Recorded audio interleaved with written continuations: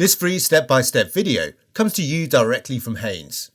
You can complete more than 200 jobs on this vehicle when you purchase the complete Haynes online manual at haynes.com. With the rear of the vehicle on ramps, use a suitable Allen key or bit to slacken and remove the shock absorber upper mounting nut.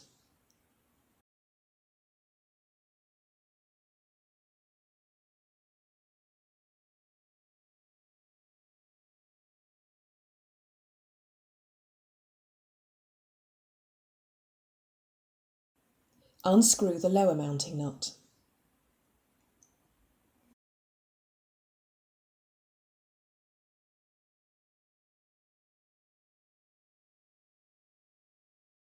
Carefully remove the upper and lower mounting bolts and withdraw the shock absorber from under the vehicle.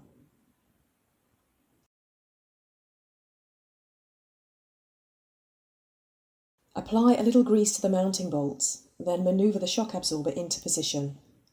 Then insert the bolts. Fit the new nuts to the mounting bolts, but don't tighten them yet.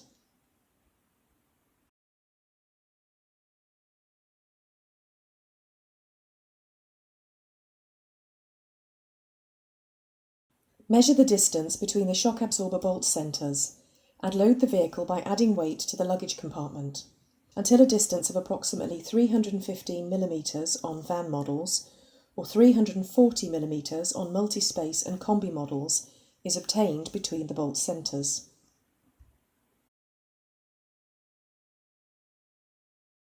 Now tighten both the lower and upper bolts to the specified torque.